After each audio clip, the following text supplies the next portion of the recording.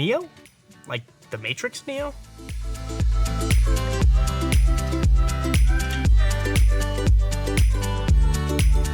When looking at mini LED TVs, the QN90C is at the top of Samsung's mini LED TV line, and it almost rivals with some of the QD OLEDs. Hey guys, Justin here from Waltz, and today we're taking a look at the Q90C from Samsung. In this video, we're going to cover everything from the picture, the user experience, and of course, the audio. Now, obviously, like most TVs, this is going to be a 4K TV, which means it's going to have 3840 by 2160 pixels, and the panel itself is a mini LED, which is basically just a bunch of smaller LEDs than what we're used to seeing in some of the regular sets. This allows for it to be super bright and have a ton of dimming zones, which just adds for better color, better contrast, all of the above. Now it's going to have HDR10, HDR10 Plus, which is great for all that HDR content. Make sure it's looking super nice and super crisp. But something I like a little bit more is the fact that it has an anti-glare screen, which is going to be good for those of you who have a lot of windows in your room. Not only that, but it's also going to improve those viewing angles. The 90C also has a neural quantum processor,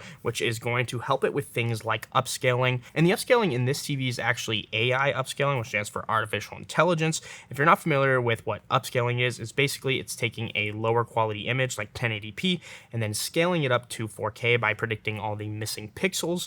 And when you add the artificial intelligence in there, that's all that's doing is kind of taking a database of other, files and everything that it's scanned before and predicting even better outcome than it would have just on its own. So, being that this is a premium set, you kind of expect that, but I'm glad to see it. Now, as far as the user experience goes, what I often like to talk about that not a lot of people do is the processing power, not in terms of picture quality, but in terms of general use. Things like switching between apps, inputs, and even typing in passwords that can be very, very annoying when you have a slow TV. And when you have a slow TV, it just means you don't have a good processor. So if you have, something like the Q90C, which is top of the line, it's going to be running pretty smooth compared to other TVs just because it has all that extra processing power. And, it's just something that not a lot of people talk about, but I find really important to me. It's going to be running Samsung's Tizen 7.0 operating system. I've always been a fan of the Samsung layout in the last 5 to 6 years. They haven't really made a whole lot of changes, but I like the way it feels. Now the 90C is also going to come with the newer version of their Solar QLED remote, which if you haven't already heard about the Solar QLED remote, basically what you can do with this is just leave it in your room face down so that the back on the Solar can charge, and it should never have to actually charge it, but in case you do, it does have a USB-C. You can finally say goodbye to batteries. Oh, and if you guys are enjoying the video, make sure to leave a like and subscribe. It really does help me out.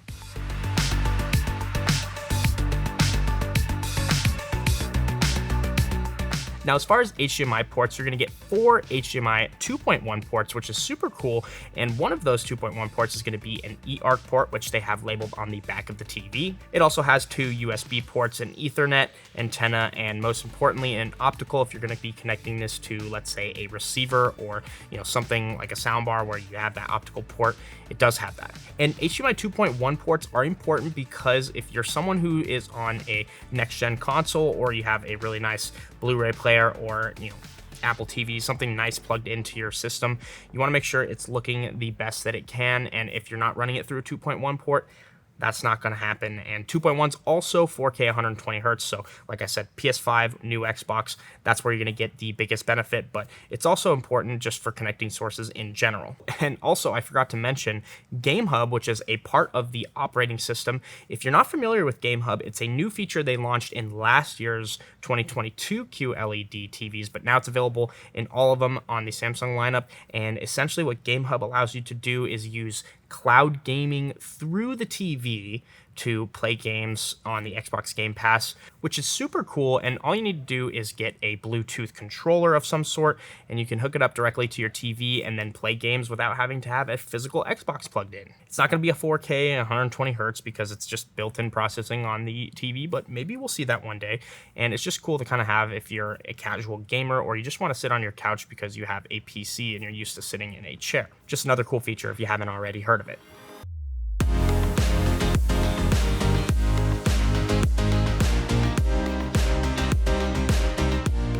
Now, as far as audio goes, this TV does have Object Tracking Sound Plus, which is a benefit, and it's going to help, move that audio across the screen. But at the end of the day, audio just generally is not great in most TVs. It's better in this one because it is a premium set, but just out of the box, it just doesn't sound amazing. And there's very rare that I'll ever review a TV where it does sound amazing, but at least it does have Dolby Atmos built in, so that if you're connecting a Dolby Atmos soundbar or surround sound system, you're definitely going to get the full experience. So, does this TV need a soundbar? Well, the short answer is yes, because of what I just talked about. And if you don't believe me, just watch this clip of, high quality video with low quality audio, and then low quality video with high quality audio, and you tell me which one is more tolerable. So this is an example of amazing video quality with terrible audio quality. Let's switch and see what sounds better. Now our video quality has decreased, but our audio quality has gone through the roof. Major improvements. What do you guys think? So yeah, even though it might not be something that you're constantly thinking about when budgeting for a TV, you probably should budget for a soundbar, because most TVs are going to lack in the audio department, and it's half of the experience, if not more.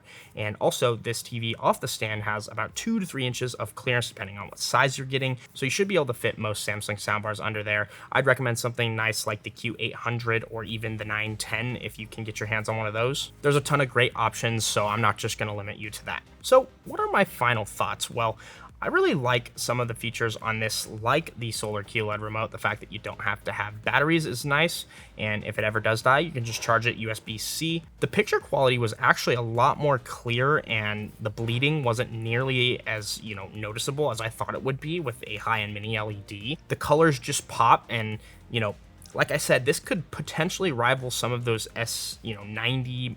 I don't know about the S95, but the S90C versus this, I think they're both very similar sets. One's just QD OLED and the other is mini LED.